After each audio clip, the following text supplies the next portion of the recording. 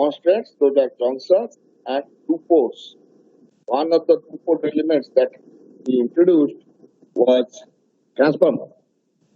So in today's class, we will introduce the other two port elements.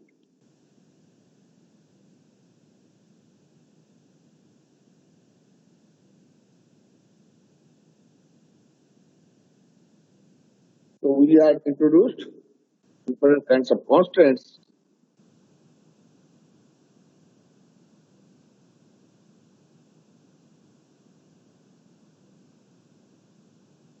We had a basic property that constraint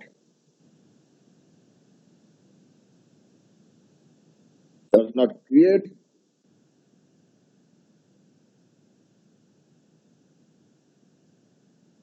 store or dissipate energy.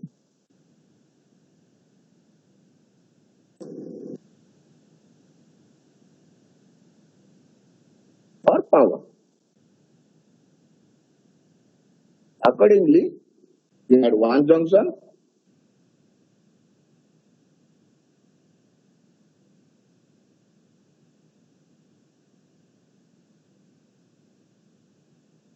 with, let's say, bonds 1, 2, 3, for which F1 equal to F2 equal to F3.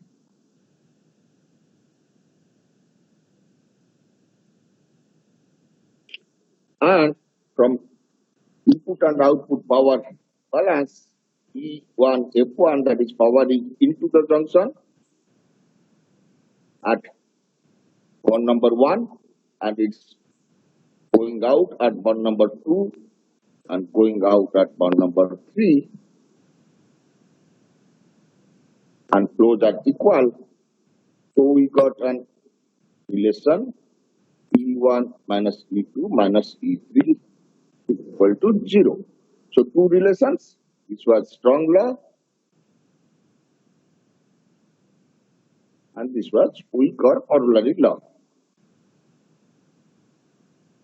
Likewise, we took a zero junction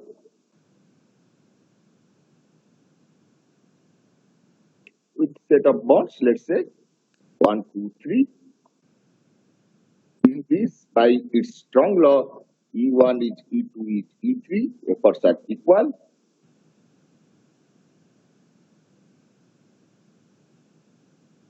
And again from power balance, E1 F1 minus E2 F2 minus E3 F3 is equal to 0. Efforts are equal, so I cancel them out.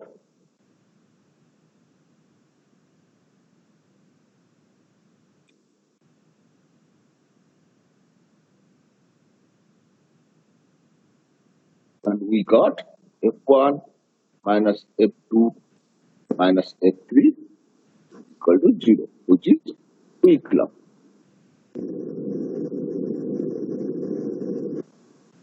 So, what you understood that at one junction, we have sum of forces equal to 0. At 0 junction, you have sum of flows equal to 0. That means all kinds of force balance will be done at one junction. All kinds of velocity balance or kinematics will be done at 0 junction. Then we introduced another constraint, which is a two-port constraint. We have a constraint called a transformer, which has a modulus mu and a orientation. In these two, you have a scaling relation. F2 is equal to mu times F1. We again applied E1 F1 minus E2 F2 equal to 0, and consequently that gives E1 F1 input must be same as E2 F2, that is output. So we get E1 is equal to mu times E2. So what we got here? F2 is mu times E1, F1, whereas It's not E1, it is, sorry, not E2, it is E1 is mu times E2. When you cross multiply these two, cross multiply, you get mu E1 F1 equal to mu E2 F2. Mu cancels out from both sides as long as it is non-zero, and you get E1 F1 is equal to E2 F2. So, in a transformer, flow is scaled according to the arrow direction given over mu, and effort is scaled opposite to the arrow direction given above mu. So this is what we discussed in the last class. So what happens here? Flow scaled by mu in the direction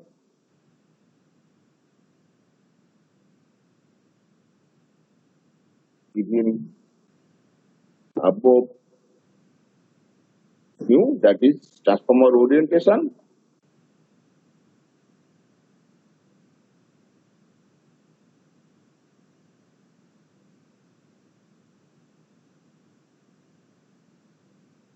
and effort is scaled opposite to transformer orientation.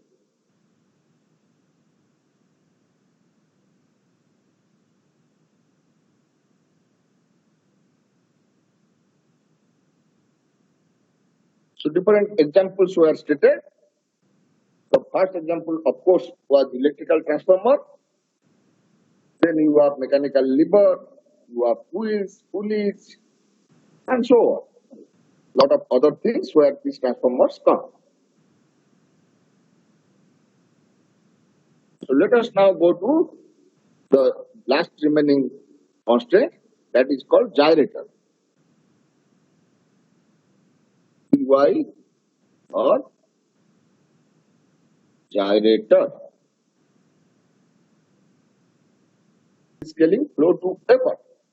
So that's the difference. And as the name suggests, this gyrator relates to gyroscopic forces and moments.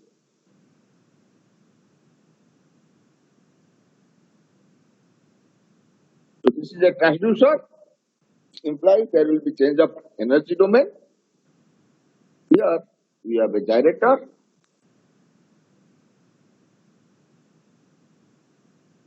It has a modulus, let's say mu. This side is E1 F1, side is E2 F2. There is no orientation.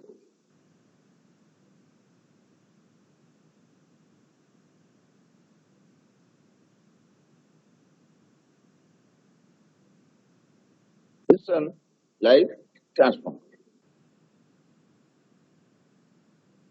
Right? In a transformer, you have the transformer modulus and the orientation, whereas here there is no orientation.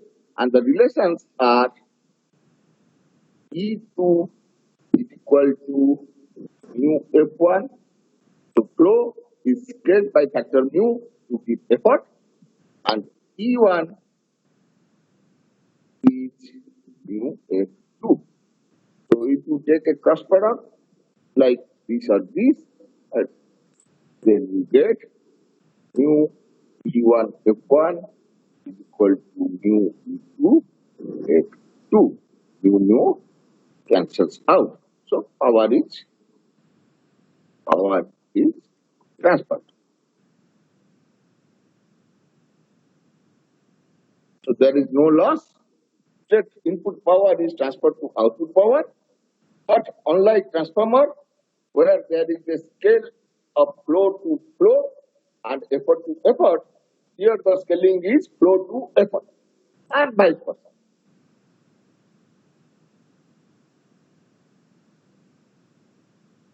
So to illustrate where this gyrator comes, we will take an example.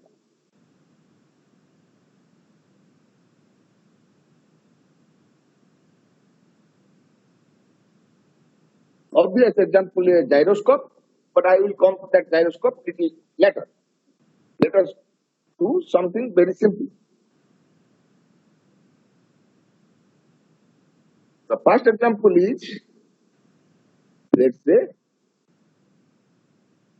ideal transformer.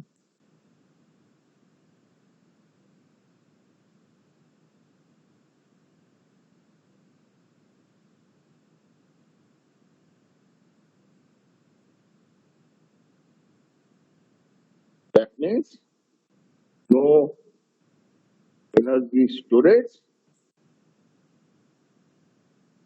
or loss in core. Here, let's say this side number of turns is NP, this side number of turns is NS. We know this is basically a transformer element. This side effort is primary side voltage, flow is primary side current, this side effort is secondary side voltage, so it's secondary side current. And the modulus is NP by NS with a orientation. So that is the transformer. Now let us break this into two parts. That is just one coil. And here you have rate of change of flux. And of course, this side you have current. So what do we have? We know magnetomotive force is number of turns times current, n turns. This is in ampere turns.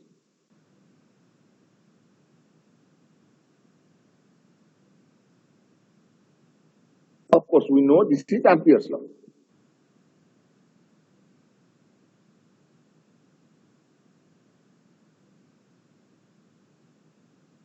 Simultaneously, we have Faraday's law.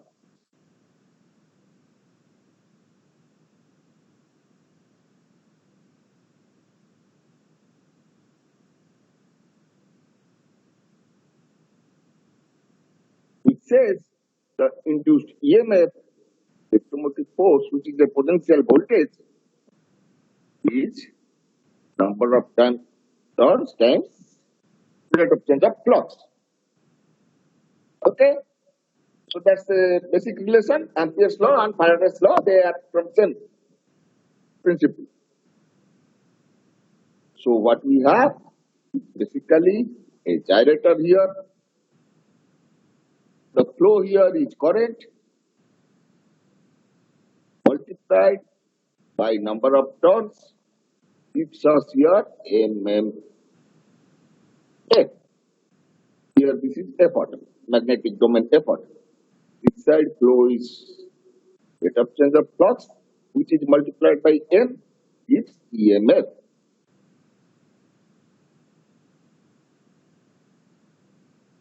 That is basically voltage.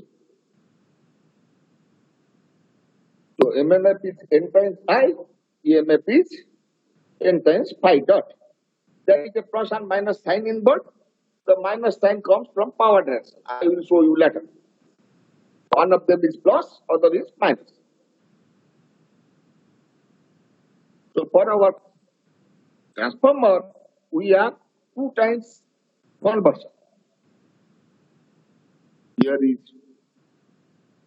voltage on primary side, current in primary side. Then you have a gyrator. This is number of turns in primary side. Then you have MMF. This is flux. In the core, flux is continuous. That means flux in primary side is same as flux in secondary side. By primary side is by secondary side. Flux is continuous.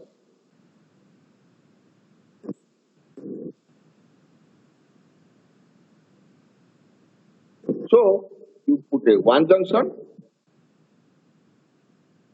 right again gyrator, number of turns in secondary, 5 dots, same 5 dots, and you have here voltage in secondary side, current in secondary side. Here, and F. This I will call secondary side, this is primary side. Okay? So two inductors are there, they transform to two different gyrators. In between, here, we will have storage and loss. And C is reluctance,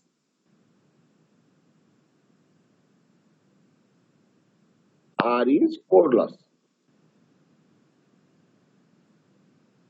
But if we neglect this, then MMF primary and MMF secondary are same. Alright? Okay. Otherwise, it's not same.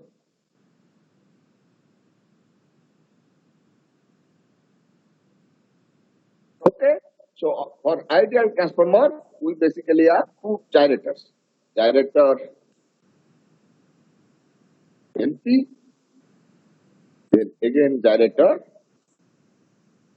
That one junction in between is removed, gyrator NS. These you will learn together is basically NP by NS transformer. So there are in fact two transformations, electrical to magnetic, electrical, magnetic, to electrical.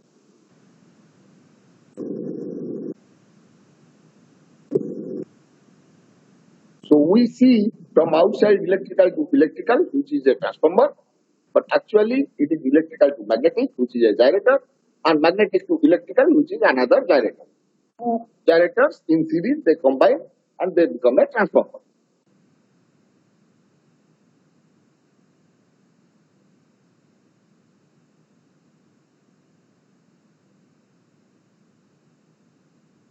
Okay, so far so good.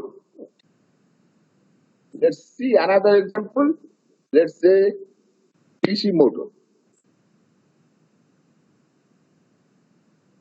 Various kinds are there. Let's take permanent magnet type, which is simpler.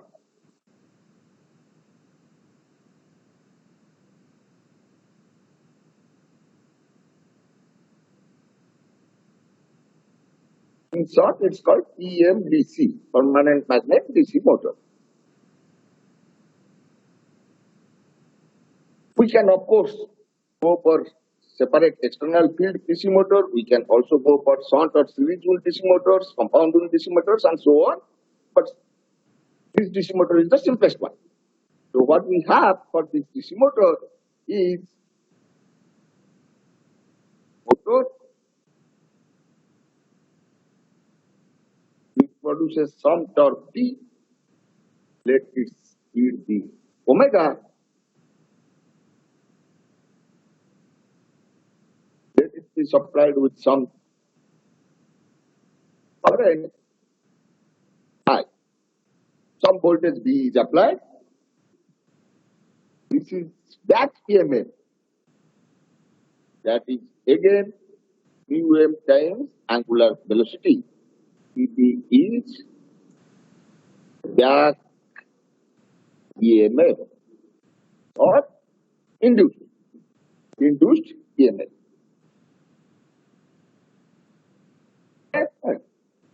So when it is acting as a motor, the back EMF opposite is V. So V is higher than this side is torque, side is angular velocity. So that expresses both these two together. After torque is mu m I, back EMF is mu m times omega. Both these two together are represented by this gyrator. We can see some detailed or interesting parts related to DC motor. Let's say this DC motor is something put in a circuit like this, voltage with some kind of resistance. This is R of armature resistance.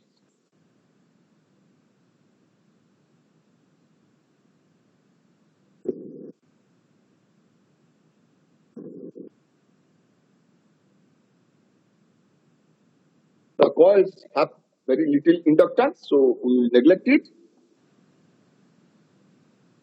Then connect it to DC motor.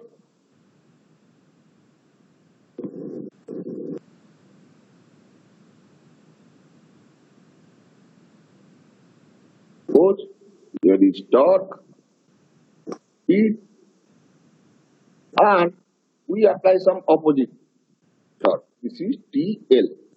TL is load torque.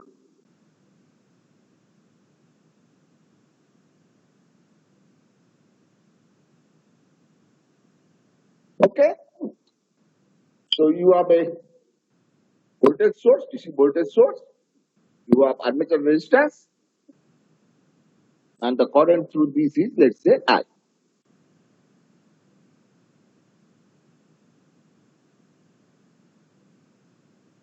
Then we can find what is maximum speed.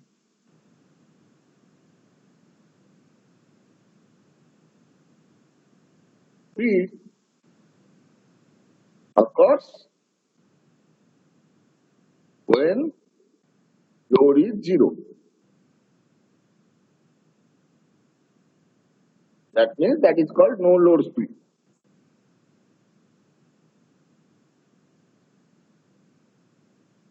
So under that condition, what do we have? Load is not there.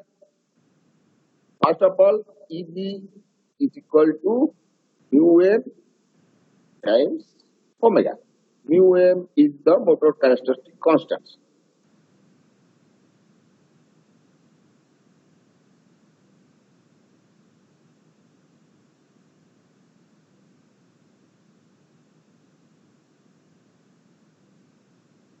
This constant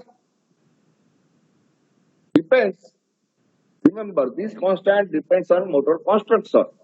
How many poles are there, how many turns are there in each pole, what is the air gap, and if there is gear, inside gear, there is gear, you have gear motors, then this mu m changes, and so on. So this mu m is fixed for a particular motor, but it depends on constructional properties of that motor. So you have back EMF is mu m omega. This back EMF is generated here.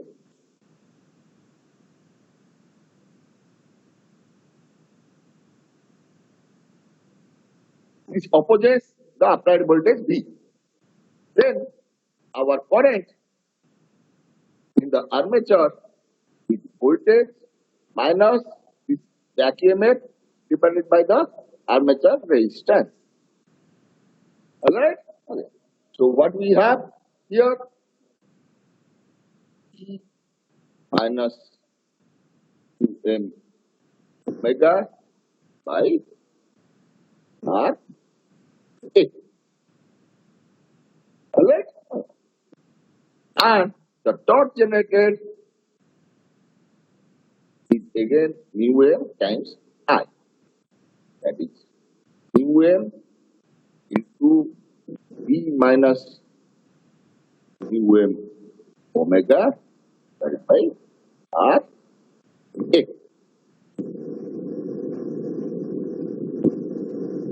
So when do we get maximum speed? At maximum speed, torque becomes zero. At maximum speed, there is no further acceleration, torque is zero. So we will write at omega max T is equal to 0. So T is equal to 0 means current is 0. This implies T is equal to mu m omega. Then obviously we get omega max equal to T by F.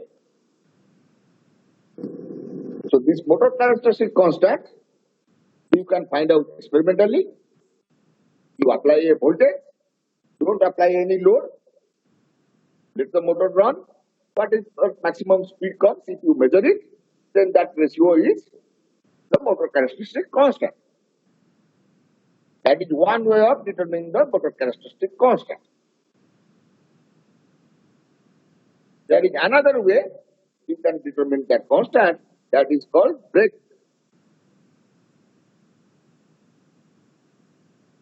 torque. Exactly as we do in engines. So at brake torque, omega is equal to 0. So if omega is equal to 0, I will become E minus mu m omega by Ra. This term is 0 by Ra equal to E by R. Okay. And torque, that is of course maximum torque at brake, it is equal to 0 is mu m times E by R. Okay. So if we can measure torque by a dynamometer and you know the armature resistance and voltage, applied voltage, that means you can measure the current. Let's say if you can measure the current and you can measure the torque to a dynamometer, then also you get the value of motor characteristic constant.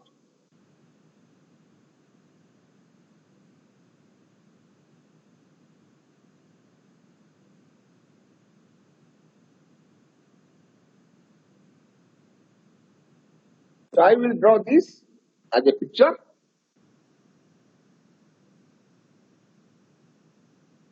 Let's say this is omega dot. At omega is equal to 0, dot we know mu m v by Ra. This is mu m by Ra. And at omega is equal to omega max, that is equal to P by mu m, your torque becomes 0. So this basically is a straight line.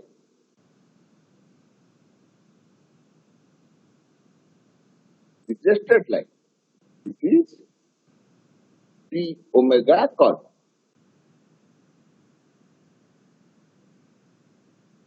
Okay, torque versus speed curve.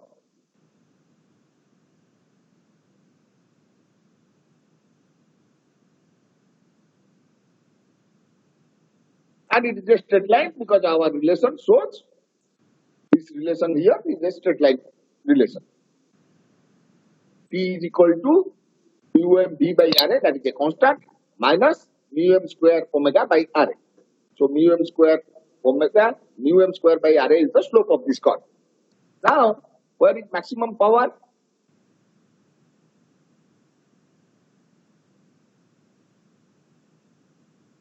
Power is torque into omega. The midpoint. Any question? Yes, sir, at the midpoint. Yes, that is at the midpoint. Absolutely correct. Absolutely correct. So you are torque into omega, so which becomes mu m square E, my cursor,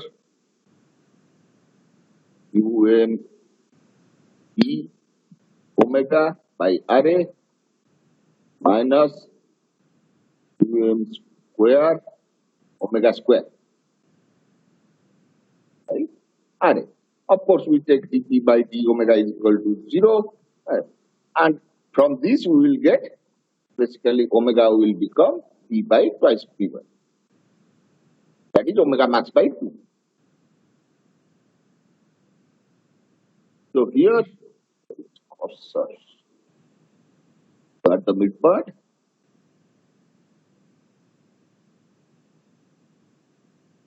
we will get maximum power. This is E versus omega. Okay, so that is the characteristics of permanent magnet DC motor. You can change the torque speed characteristics, right, if you use other DC motor constants. For example, if you use the shunt, torque will become more or less constant for any speed. If you use a series configuration, the slopes will change, but there will be something else called a runaway condition, and so on.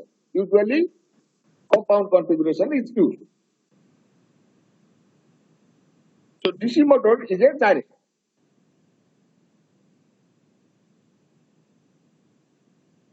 Now let's come to gyroscope.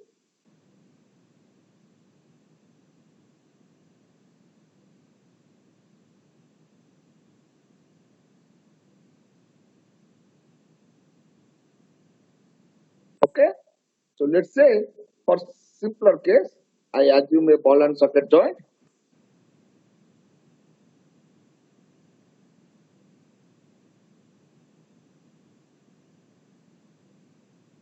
There is some kind of a becoming treated.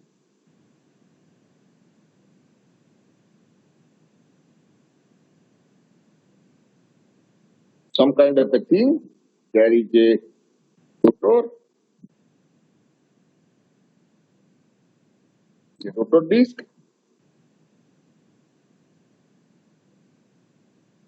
It spins at certain speed. Let's call omega p.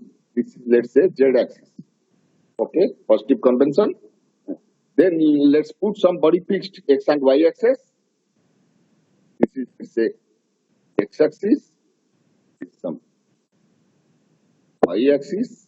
About x axis, we have omega x. About y axis, we have omega y. These are small, let's say. Omega p is large and fixed. So it is connected to some motor, it is fixed. Omega x and omega y are small. So I am making this assumption so that we do not have to write the full Euler's equations. Otherwise, we have to write the full three sets of Euler's equations. So this will basically give one part of the Euler's equations. So I have fixed the precision p. So it's rotating, spinning. The disk is spinning at omega p. So this is measure speed. This spin is omega. Now we know this will be encountering if you this is spinning about z axis. Somehow or other, if you disturb it so that it has a small rotation about x axis, then there will be a moment produced about y axis. If it has some disturbance about y axis, rotation about y axis, there will be a moment produced about x axis. That's what standard gyroscopic terms mean. So we can always write that in vector form. So I am keeping omega p fixed. So let's write dot. This is my vector. Dot vector. Let's say I is about z axis. This is I z z. Let me write I z z. I z z. Omega vector plus omega p. I z z. Omega vector. This side let's write dx I cap plus y j cap. I am not writing t z k cap because it's spinning at constant speed, omega p. Obviously, t z is absent. So we don't write t z. So here you have omega x I cap, omega y j cap cross omega p is vector. Omega p k cap. That's it. And we take the cross product and equate the I and j parts. What do we get? So I cross k minus j, so minus z omega x j cap k plus k plus I z z omega y P I cap. So we get from this Px equal to Izz omega y omega P Py is equal to minus Izz omega x omega P. Sir, Yes. what is the T, sir? How do you write the equation T equal to Izz omega bar plus omega P bar? So, can you put up the mic? Hello? Yes. Okay. See, that is momentum. Anybody? Okay. That is? Do you remember Euler's equation? No, sir, not exactly. Okay. Okay. So, was it not taught in your second year? Maybe, but I forgot. Sir. Oh, you forgot. Okay. Okay, then let me follow. Then I will write that. Okay. You have to No see. problem. You don't have to see the higher book. It's same. If you have mechanics textbook, okay, you can see. It's calculated from momentum. Hey, right. The derivative of momentum, if you get short. It's quite a long derivation, but then again you have to take principal axis and so on for other things. Incidentally, here you have the axis of symmetry, so x and y are principal axis. Alright? X, Y, Z are principal axis. But those relations are written there for any general rigid body. So that is little bit, you have to see the formulation, total derivation. Okay, let me see if I have time, I will show you the full. So, sir, this formula is applicable about principal axis. Yes, principal axis. No, for these case it's okay. It's already principal axis. Okay. Otherwise, it is principal axis. Principal axis and body fixed reference frame. All right. Body fixed reference frame. If you apply here for inertial reference frame, then you have to assume that the rotations are very small, because when rotations are large, these so-called Euler angle transformations are not commutative. Right. So you have to rotations are very small, then you can apply this in inertial frame. Right. But not generally it is body fixed frame. All right. So you have this. So this becomes this side effort is Tx.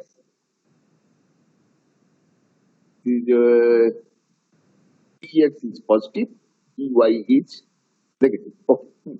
So you will have okay, x.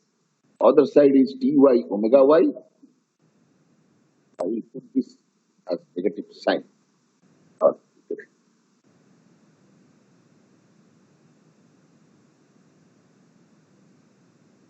So this is Tx omega s. Then you have gyrator, which value we will write down. This side is Ty omega y. Here I have this modulus omega y times Izz omega p is Tx. So my modulus is Izz, which is constant, omega p, which is constant. So omega y into Izz omega p is Tx. Omega x into Izz omega p is Ty by magnitude. Or there is a minus sign. So this minus sign will come because of power directions. Let me complete this. Let's put here one inertia, here one inertia. Let this be I is to I, y, this be total inertia is equal to I, x. Obviously, Ix and Iyy are equal due to symmetry, and they are for a thin disk, very thin disk. This is Izz by T. For thin disk. Otherwise, thickness will come into picture. So, somehow or other, then let us write this relation. Let's say this is bond number 1. and this is bond number 2. What is effort in bond number 1? From this one junction, we find it is Tx. How much is its value? It is IZZ omega P omega Y. What is the effort in E2? If you look at this, the power relations are like this.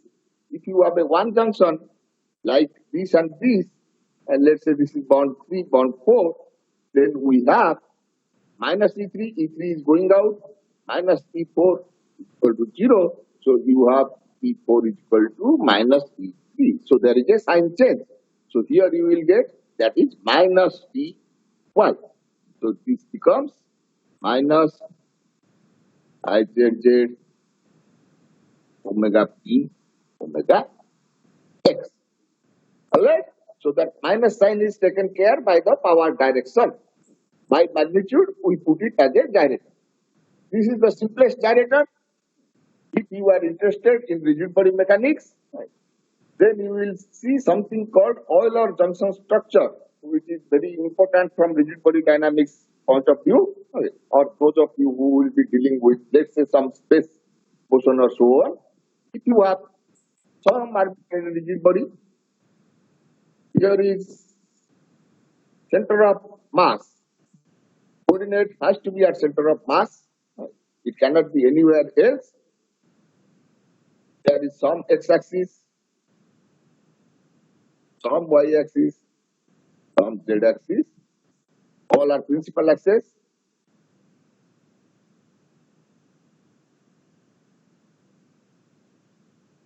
They are all principal axes. That means IXY equal to IYZ equal to IZX are 0. Euler's equations are written in those terms. Otherwise, you will get very complicated terms with even second order terms. So then, the equations can be represented by a picture, by a boundary picture, or you can write the Euler's equations directly. It will be written as one junction. This is, let's say, omega x. This is omega y. This is omega z. Corresponding inertias are attached there. 2 omega x ixx, 2 omega y iyy, 2 omega z izz.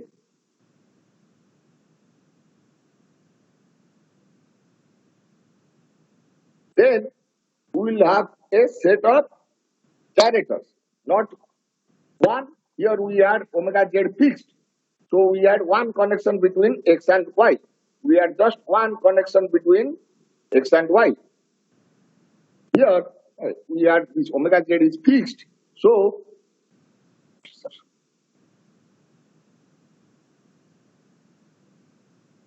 I had a gyrator. We have this gyrator, whose value is IZZ. Omega z is no more fixed, so we will write omega z. This is the relation we have derived. That's it. Likewise, we will have all other relations. Here is a gyrator whose value will be, just look at the opposite side. What is their opposite side? It is IXX omega x. That is angular momentum of the other thing. So it's a connection between z to y, and angular momentum of the x direction comes into picture. Likewise here, it will be another gyrator. Angular momentum of y direction will come into picture. Iyy omega y. Like that. So this triangle will give you Euler's equation. If that got shifted, or Iyy got shifted. Okay.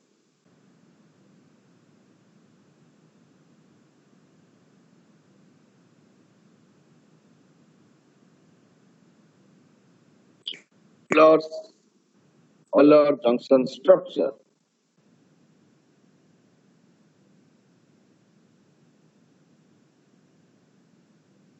and we get Euler's equations.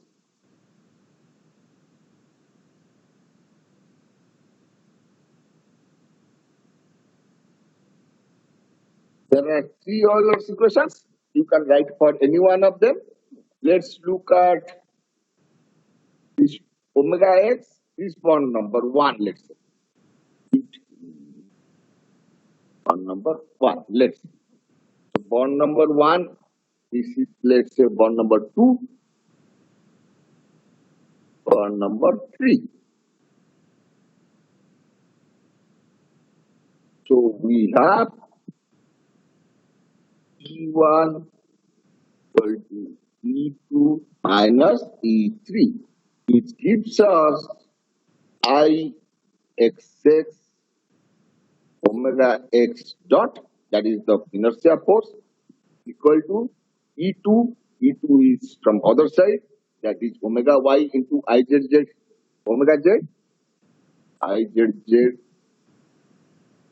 omega z omega y minus Iyy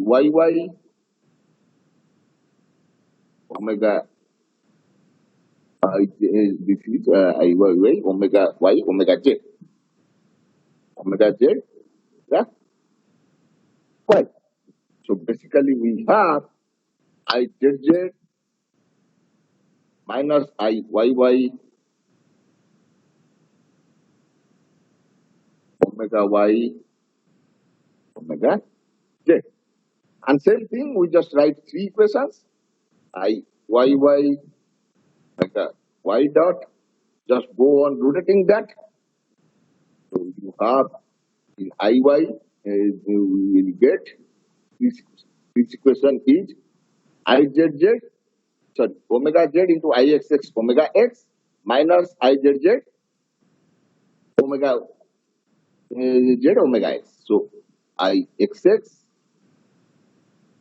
minus Iyy, so Izz, sorry, Izz minus Ixx omega x omega z, and third equation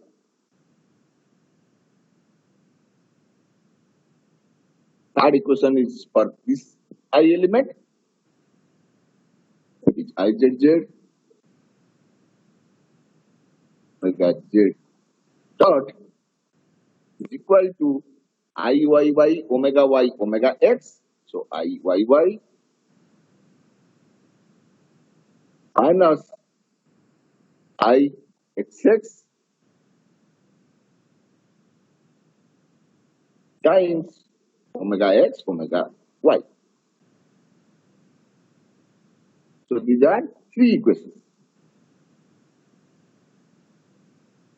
So Euler equations are giving three equations in body fixed frame for three rotations. There is another three equations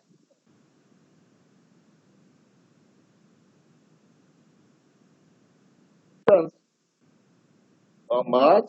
Newton's equations in body fixed frame.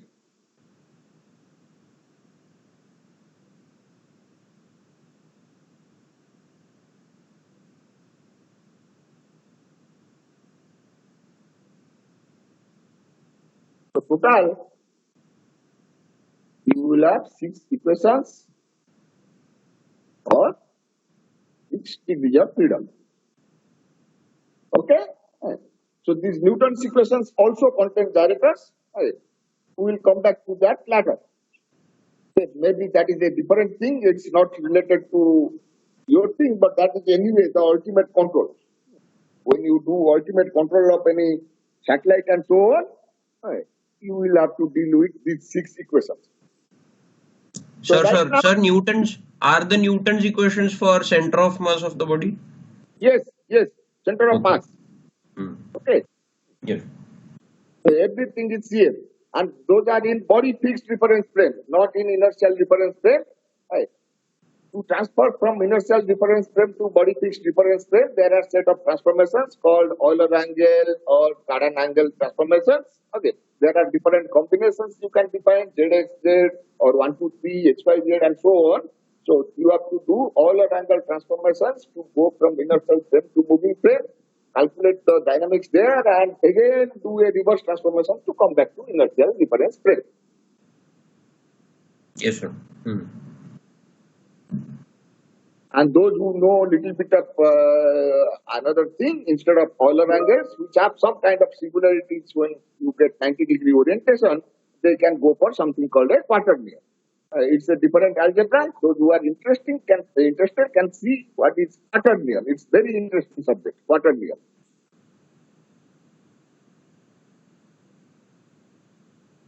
Okay, so these are Gyrators. So let's now come back to some models. How to model?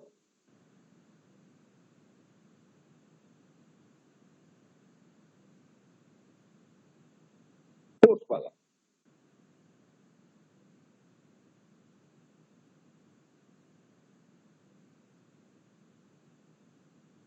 Force balance means some set of forces are acting. Let's say there is some kind of mass. Some set forces are acting. F1, something F2, some F3, etc., etc., are acting on this. Maybe because of springs, dampers, and so on. So what you do here, you see that all these forces, okay, they have same velocity. So velocity is same.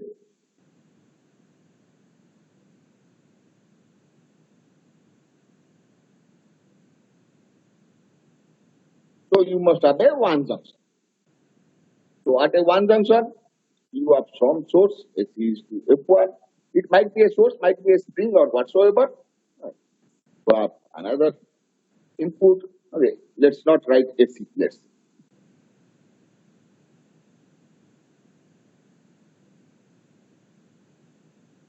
I will not write AC. Let's some force E is equal to F1 is there, some other effort is there. You can write it like this or like this, doesn't matter. This E is equal to F2. If you like power direction inside, write minus F2. Then you have something else, F. And the result goes to inertia. Let's say F4. So what do we get from here? We get F4, E, F1 and F3 are in, F4 and F2 are out. F4 minus F4 minus F2 plus F1 plus F3 equal to 0. So you get F4 equal to F4, yes. F4 is equal to F1 plus F1 minus F2 plus F3. So you have mx double dot for that mass is sigma F. Okay? So applied forces, sum of them. So whenever you have sum of forces, you are going to use one junction. Whenever you do kinematics, you will use zero junction.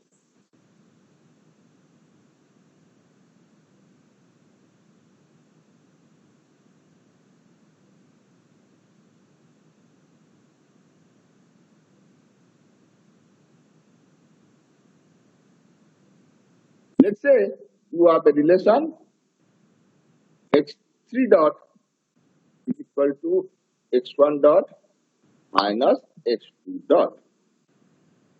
Some kind of thing like this, let's say.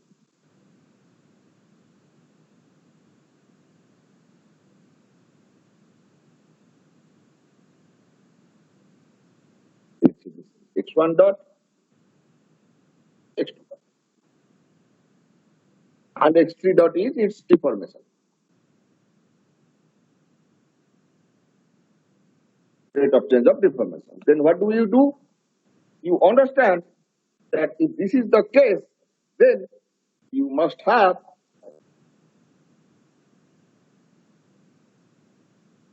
forces must be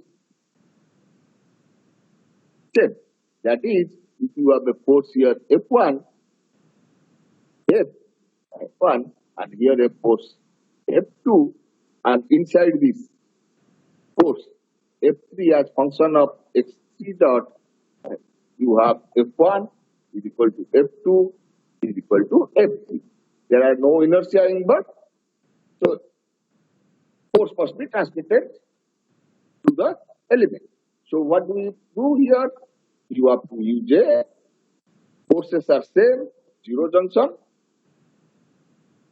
F1, X1 dot, F2, X2 dot, and here is the output.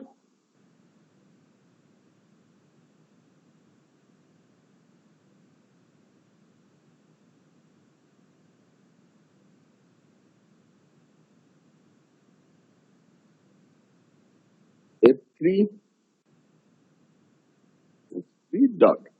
All forces are same, and here you will put the element. So what do we have here? On this zero junction, F1 is equal to F2 is equal to F3, that is all forces are same. Then F1, X1 dot, minus F2, X2 dot, minus F3, X3 dot, equal to 0. Forces are same. So you get X3 dot equal to X1 dot minus X2 dot. Okay? So this minus is done like this. Something like plus. Let's say this. 1, 2, 3. Or this F3 will be F1 plus F. This will give F3 is equal to F1 plus F. 1 plus 2 is equal to 3. Here, 1 minus 2 is equal to 3. So you just have to look at power directions, then you will get it. So these are simple kinematic relations. Let's go for slightly different. You have the relation, say, A x1 dot minus B x2 dot is equal to B x3 dot. This is the relation. So what we have, we will call this A x1 dot something. So let this be A x1 dot. Then from there, we take out B x2 dot. Since we have a kinematic relation, it must be a zero junction. Alright? Result is B x3 dot. Okay? The inputs are x1 dot, x2 dot, and x3 dot. Then we will use transformers. Here transformer, this modulus is A, side is x1 dot. Here transformer, this modulus is B, like this. This is x2 dot. So x2 dot multiplied as per the orientation with B gives B x2 dot. This is ax1 dot. This is cx3 dot. And the bottom part we will likewise add number P this way. This x3 dot. Whatever forces are there, let's call it some force. F, F, F. If these are the forces, this side is obviously AF, this is BF, side is F. So that is one way of modeling. You can change the power directions, you can change the plus or minus sign of transformer modulus and produce the same picture in various different ways. For example, this one I can write something like this. Transformer A. For example, I am writing this side I am putting transformer. Here I put minus. It's same thing. So if this is x2 dot, this is x2 dot, but with minus sign, and this is x1 dot, x1 dot. The result is ax1 dot plus minus of bx2 dot, which is again same as ax1 dot minus bx2 dot. So here I do plus, but here I have changed types. And then let's say this is transformer C.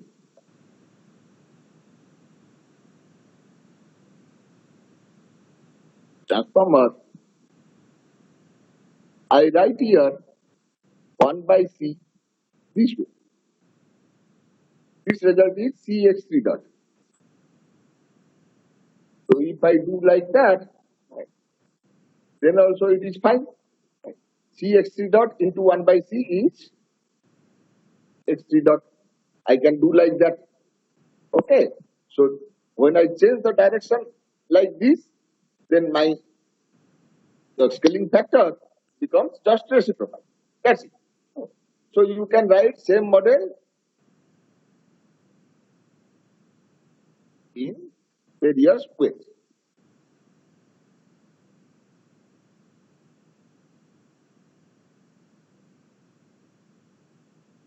So with this, let us do some simpler models.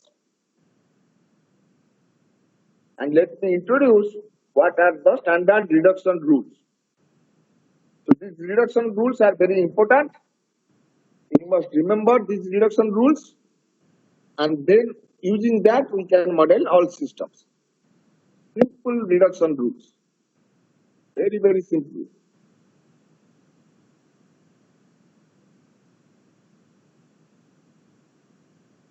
The first rule says two junctions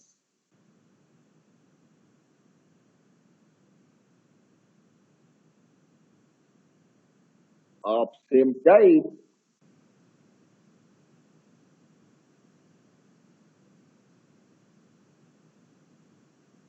can be merged.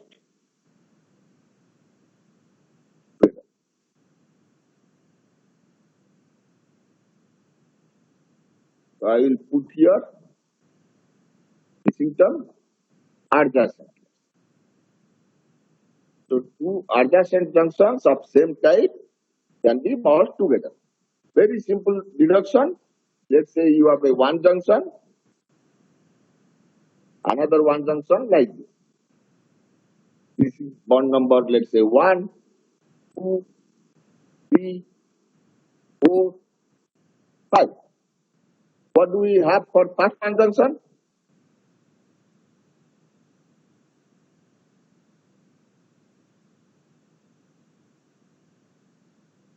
We have flow in 1, flow in 2, is flow in 3. And for second one junction,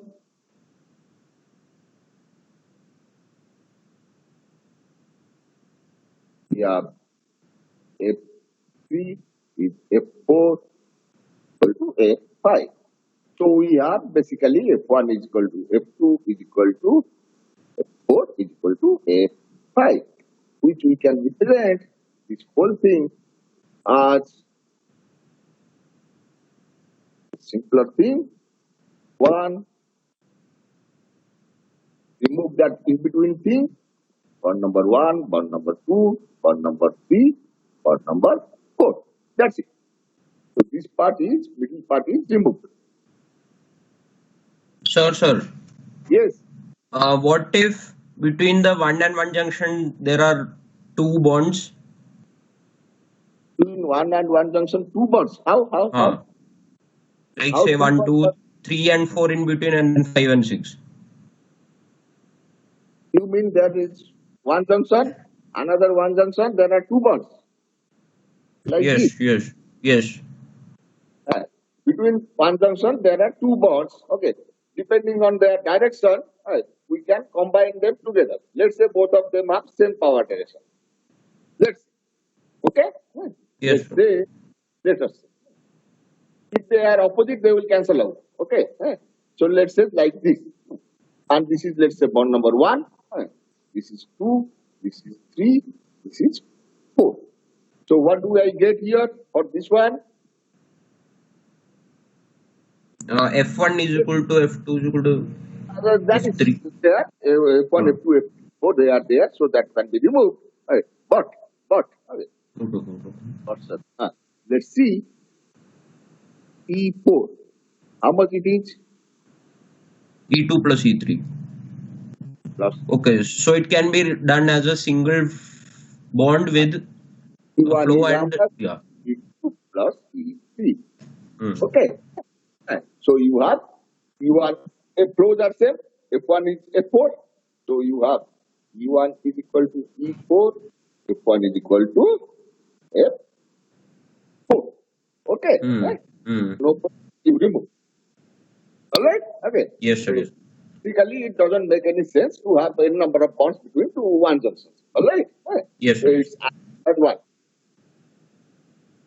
All right. So this is for one junction. Likewise, for zero junction, it's the same rule. We'll have intermediate, let's say, some zero junction here, some zero junction here, some arbitrary bonds. 1, 2, 4, 5. You have E1 is equal to E2 equal to E3. Again, you have E3 is equal to E4 is equal to E5. So you have basically E1 is equal to E2 is equal to E3 is equal to E5. 1, 2, 4, 5.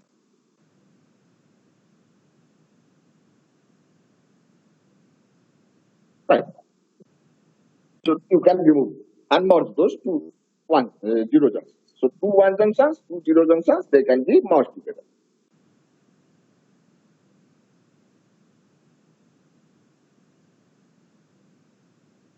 So that is a very simple deduction. Then second deduction is any junction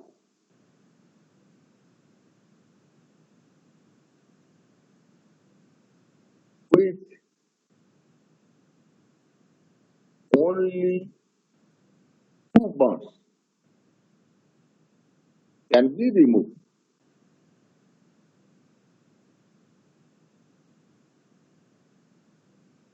If our directions is true. I will tell what it is. Let's say you have a junction like this, and you have another junction like this. This is basically true. Power simply goes like this. This one is not true. So one side is like this, other side like this. So if you have same power direction, in and out, then it is true power direction.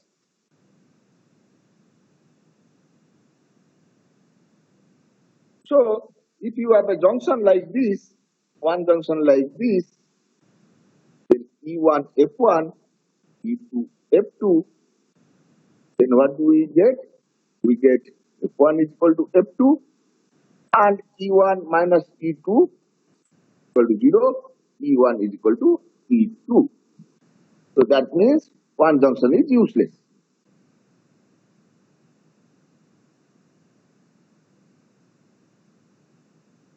It's just whatever is E1 F1, that is E2 F2, that junction is not required. So we can remove that. So this one junction can remove. Okay? Whereas for the other one we cannot, because E1 will become minus E2. Likewise, you can also remove zero junction. So this one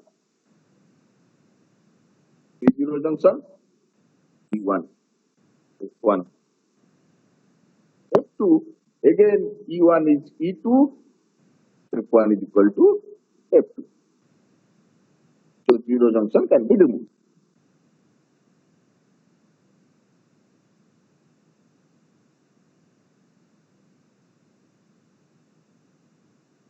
Okay, that's very simple. Only two bonds. You just throw it out.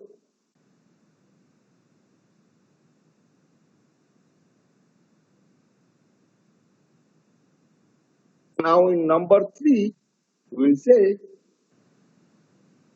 any powerless bond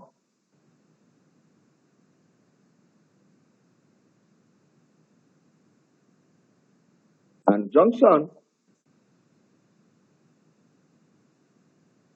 can be removed.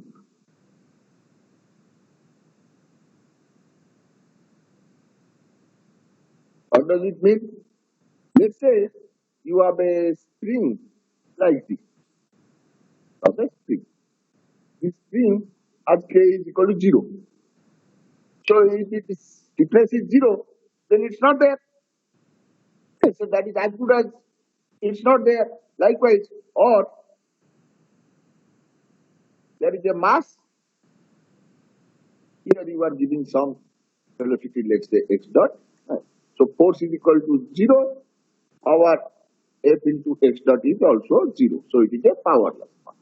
Suppose you have a mass, you apply some force, and there is some velocity. Then this m tends to infinity.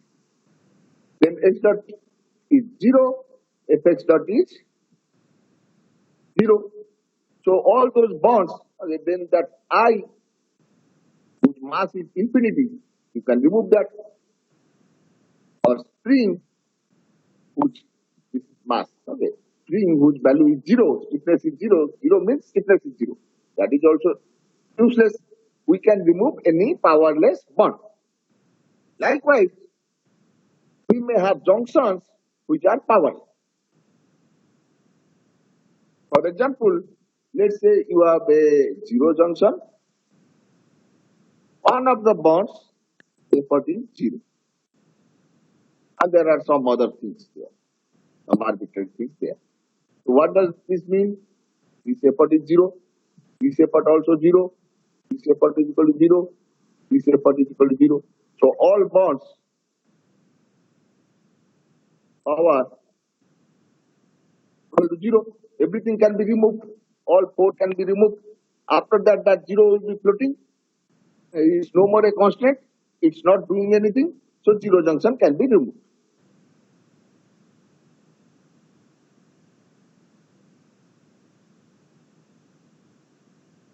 Removed with all its bonds. Likewise, if you have a 1 junction with source of flow is equal to 0 and something is connected, arbitrary is connected, then here flow is equal to 0. So here F is equal to 0. Here F is equal to 0. F is equal to 0. So again, 1 junction and all bonds can be removed. So if everything becomes powerless, so all those powerless bonds, all those powerless junctions, all of them can be removed. So that's a very fundamental concept. Right? So we have learned 3 things. 2 adjacent junctions of same type can be merged together. Any junction which has only 2 bonds and 2 bonds are power related in same way, then they can be removed. Any 0 junction where effort in all bonds becomes 0, or any one of the bonds becomes 0, effort in one of the bonds 0 means effort in all bonds 0, because its efforts are same at 0 junction. Then that 0 junction along with all its bonds can be removed. Any 1 junction where flow in one of the bonds becomes 0, that makes flow in all other bonds 0, power in all other bonds 0, so that 1 junction and all its bonds can be removed. So these 2 are important concepts. You will see that the 0 junction with source of effort is equal to 0 will be used to model electrical system, where this source of effort is equal to 0 will represent the ground potential. And in mechanical system, this source of flow is equal to 0 will again represent ground. Ground means 0 velocity. Alright? So this AC is equal to 0 at a zero junction or SF is equal to 0 at a one junction, both of them describe some kind of ground.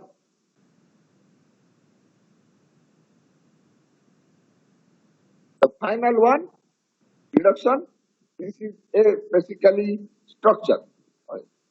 This is quadrilateral structure.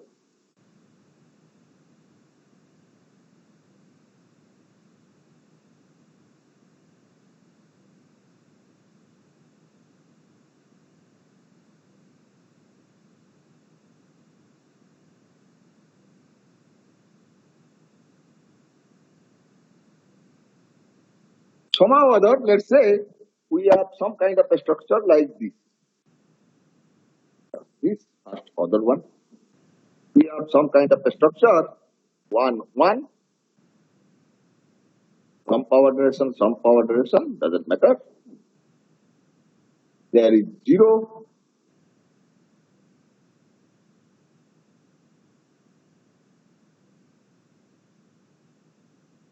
This side is something connected, let's call it Y. This side is something connected, let's call it X. So some kind of a structure like this exists somehow.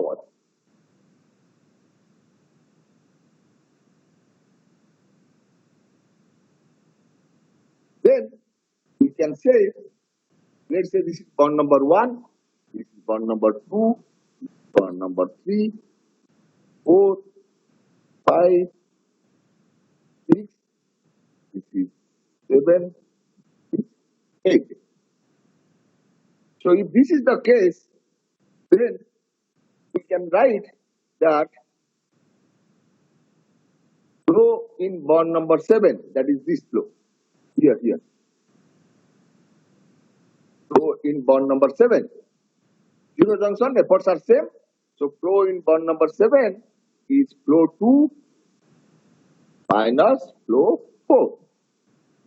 And because bond number 2 also belongs to this one junction, so flow in bond 1, bond 2, bond 3 are same. So this flow 2 is again F1, and flow in bond number 4 is equal to flow in bond number 5, that is equal to flow in bond number 6. So this is F6. So that is one relation. Likewise, let us write flow in bond number 8. How much it is? This is F3 minus F5.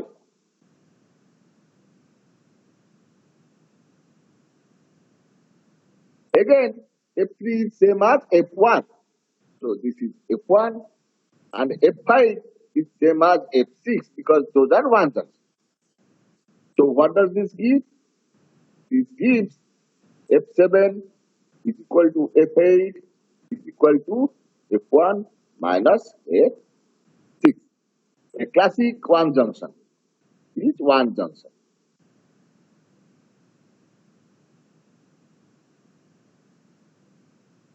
This whole thing is one junction, and this one is what?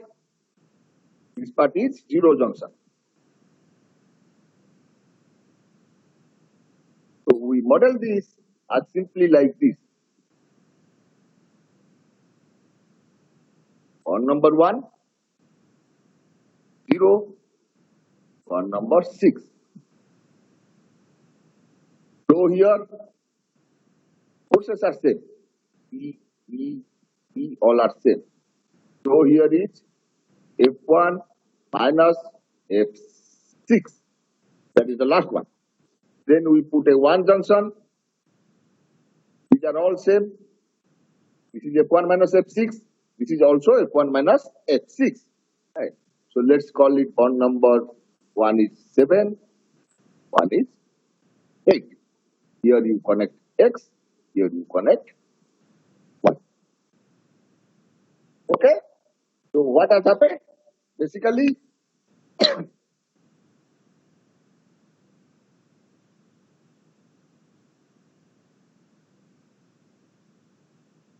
what has happened is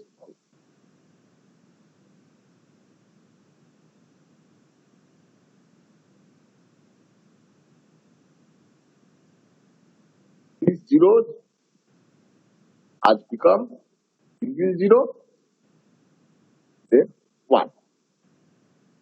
This is what it has become. 1. So two zeros have become single zero, then a one junction to which X and Y are connected.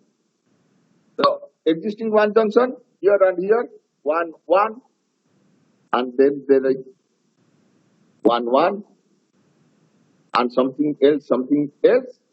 Bond number 1 is bond number 6. Because this is only two bonds, we remove them. So these are only two bonds, we remove them. Straight, this comes to zero junction, 1 comes to zero junction, then difference, then like this. So that's a very simple reduction.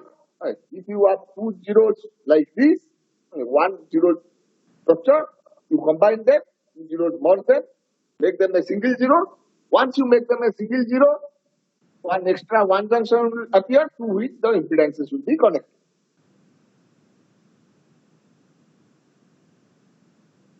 So exactly the opposite thing also is seen, just the opposite.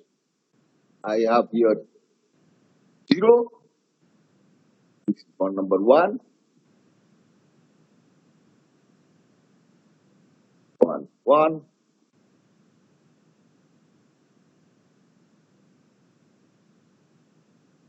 2, 3, 4, 5, 6, 7, X, 8, Y. So here we can say that F7, sorry, not F7, F7 is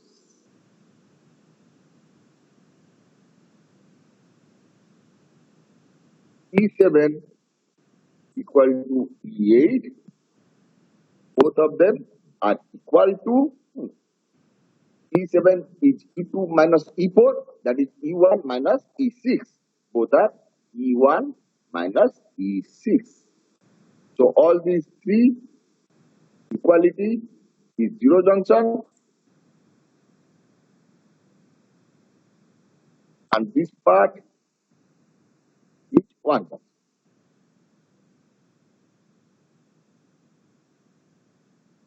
So we have basically on number 1, then this equality. That first of all we take this one junction on number 6, find E1 minus E6, then put the zero junction 7 on number 8. Here you have X, here you have Y. So exactly opposite. Compare this with what we had previously. This one, two zeros combined, made a single zero, and then a one junction appeared. Here, two ones combined, made a single one, then a zero junction appeared to which X and Y got connected.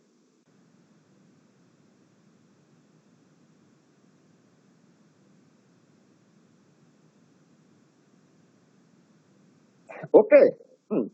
So these are all reduction rules. Let us do some simple example.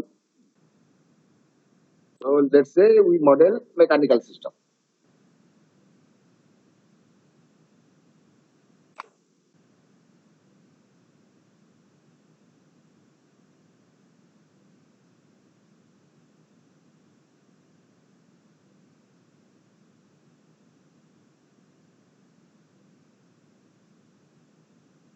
Next class we will do electrical systems and complex mechanical systems. So now let's say it is a very simple mechanical system. We have a mass M1. Let's say we have a spring A1 ampere R1. Then we have a spring A2. Then you have a velocity, let's say 50. You have a force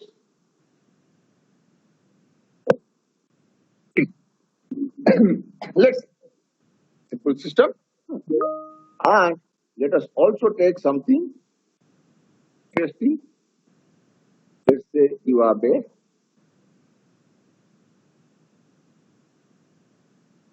K3 fixed with ground.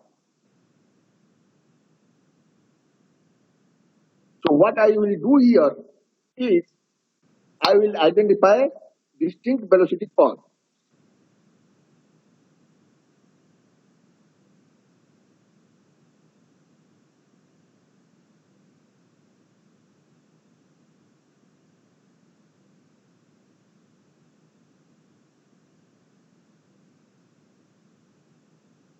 What are they? These are some velocity. Call it x1 dot. There is a velocity here. Let this be x3 dot. Here, at this location, it's a different velocity. So let's call it x2 dot. And the velocity here of the ground, which is 0, let's call it x4 dot. So I have put some 4 velocity paths, arbitrary velocity paths. So I put them by one junction, 1 x1 dot. Then I have 1 2 dot. Somewhere I have 1 x3 dot.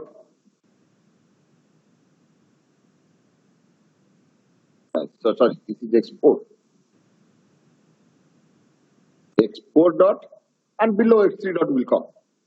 We will draw that.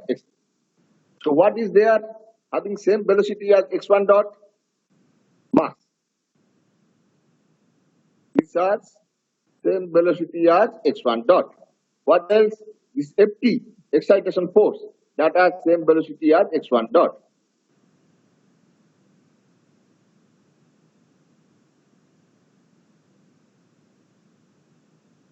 Okay? These have same velocity.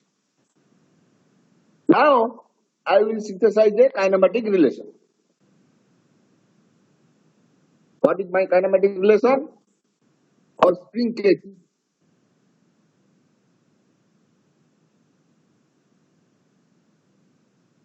K3 deformation rate.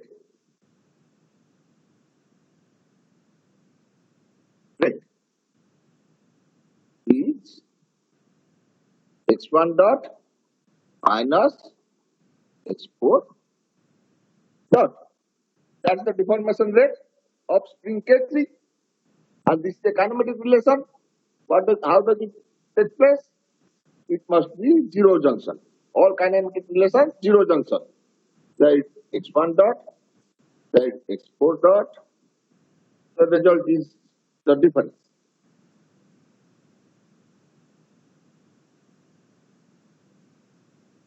This side flow is x1 dot minus x4 dot. Forces are same. Force is force in spring. So I will synthesize that kinematic relation between x1 dot and x4 dot. So what do I do? Here I have x1 dot minus x4 dot. The result goes to these two K3. That's it. Right. The endpoint velocities, difference of velocities, in between that there is a zero junction to calculate difference of velocities. Once the difference of velocity is found, you put the impedance there. Now same thing for x1 dot minus x2 dot. This is basically x1 dot minus x4 dot. So let's take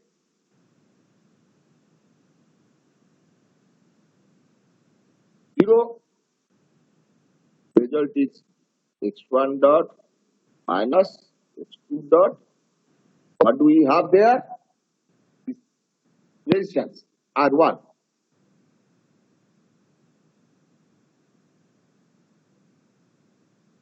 This resistance R1 is is appearing at x1 dot minus x2 dot.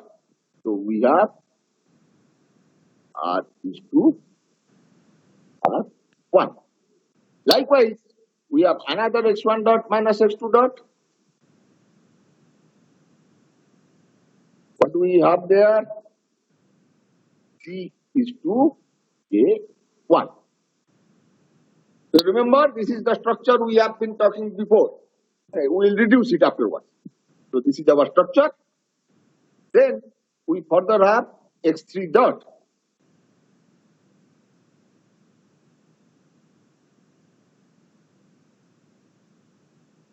One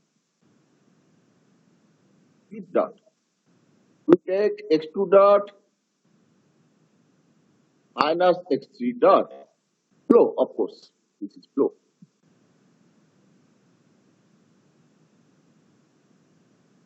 Where does that go? That goes to thickness K2. So this is basically the structure of the body. Now I will add the additional thing. X4 dot. This is ground. X4 dot is ground. So you have source of flow equal to 0. This is ground. This is moving. So here we have source of flow equal to 3D. Alright? So this is our starting model. Now we will simplify it. First of all, we will see what happens at this junction. This junction,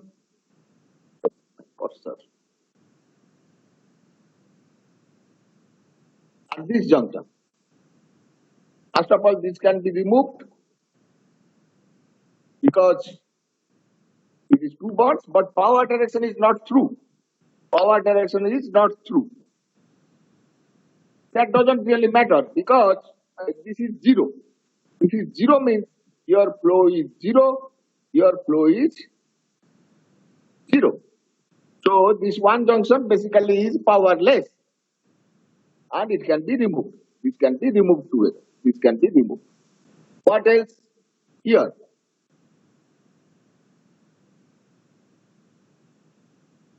Here this one junction cannot be directly removed because the power directions are opposite. Okay? So what we do is we change one power direction. One of the power directions will change. This power direction, let's say this power direction I will change.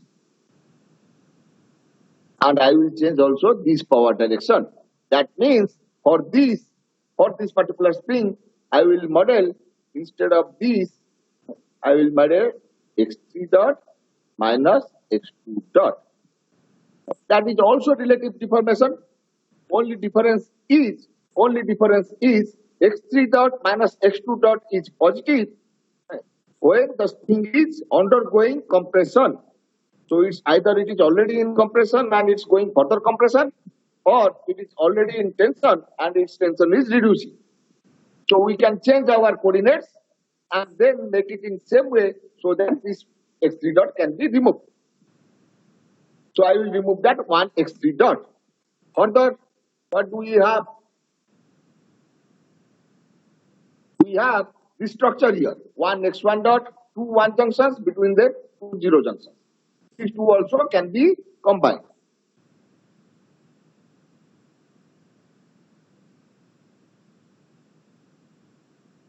This structure we know, this can be combined as single 0, then 1, 2 bonds. That's it. This we know. So let us combine all those things and make a new model. 1 x1 dot. Okay, so this bond goes, then this 0 junction will disappear, straight K3 will come.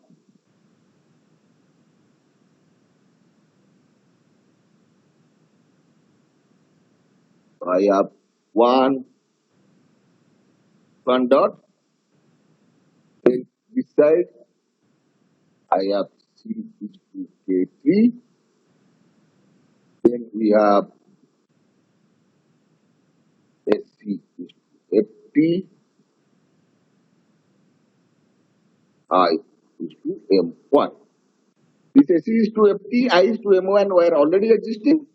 This one C is to K3 came because of the reductions like this.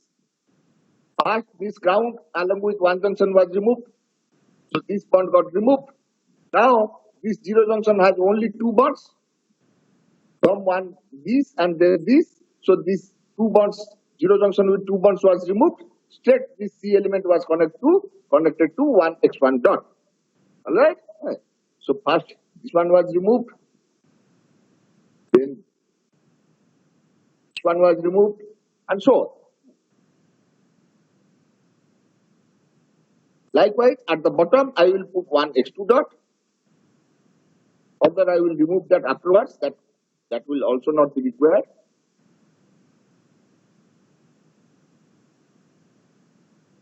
At bottom, I have put one X2 dot. Which will be removed. Which will be removed. Then from our reduction of that quadrilateral structure, we have one side C is equal to K1 R 1. That is basically reduction of this particular structure. Then we have one X2 dot. Then the power direction we have changed. We have SF is to BT. One X3 dot is removed, straight coming to the zero junction. SF is to BT, straight coming to the zero junction.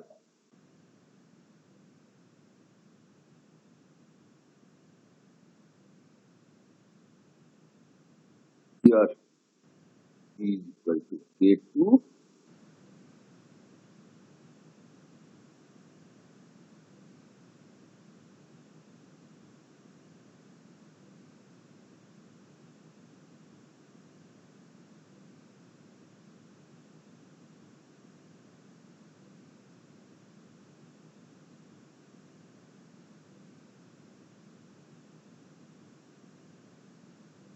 Okay, so that's how we reduced it.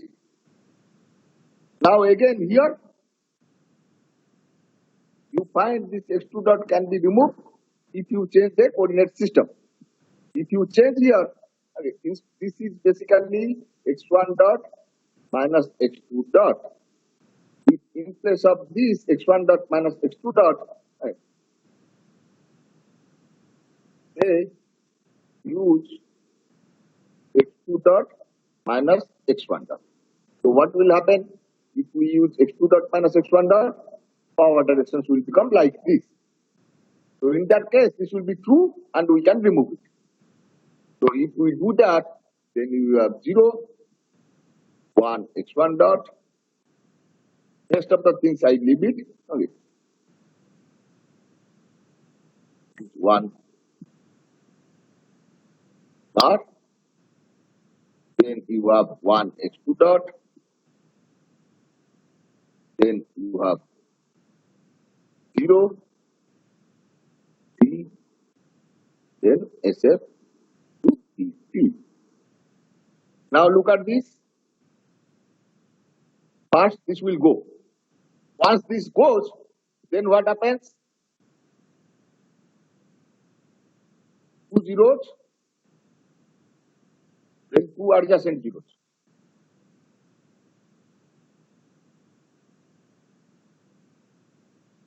So they will merge.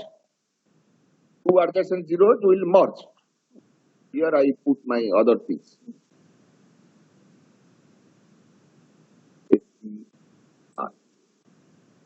So we reduce all these things and we get a final model.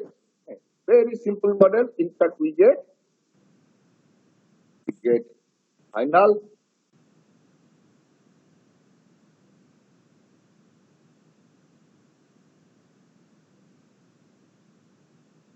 one dot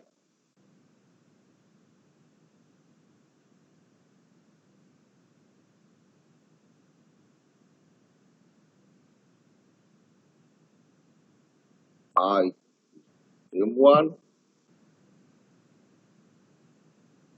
A3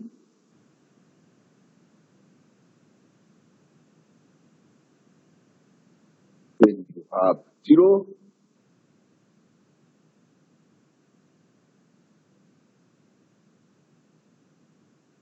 then you have SF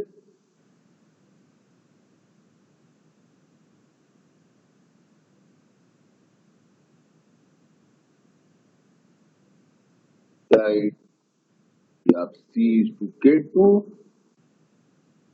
side we have 1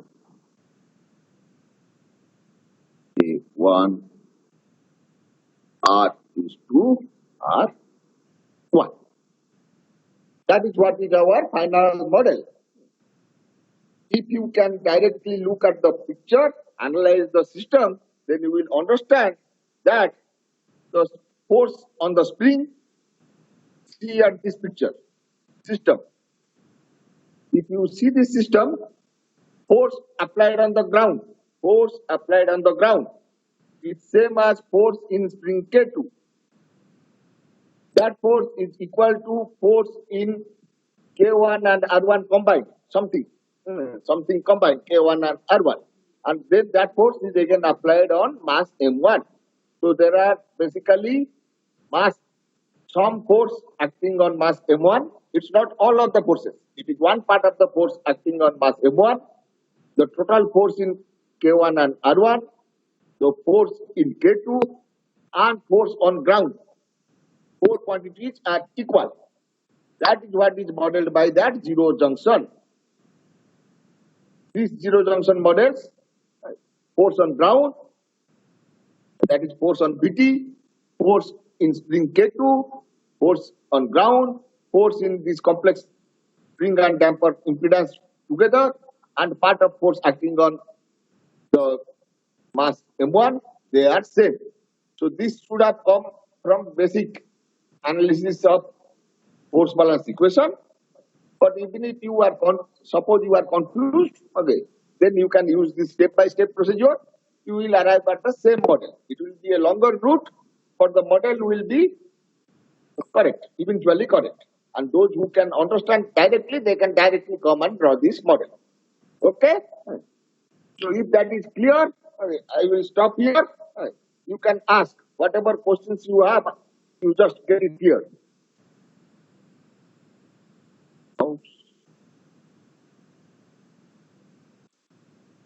Sir, this simplification looks like first we draw the electrical equivalent of this mechanical system and then solve for equivalent impedance or net impedance.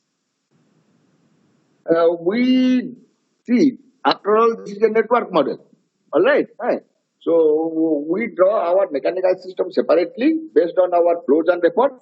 I will show you how to draw for electrical systems. It is also similar. But you know, mechanical systems are almost complex. Okay.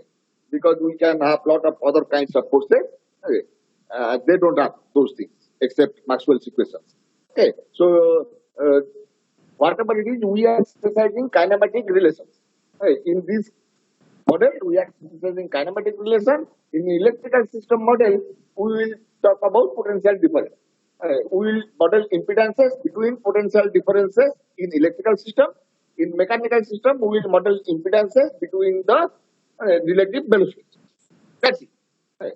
And then we implement ground and all those rules, 2 zero junctions, 2 1 junctions, and so on, we will reduce it and get the final model. Okay. And if you can analyze from very beginning, you will get the final model in 1 2. Okay. So you are right in some way. Okay. But it is not exactly electrical equivalent. Yes, any other questions? You said you will share some notes this weekend, Yes. but you didn't share them. I have. You go to systems and control your these things, then classes.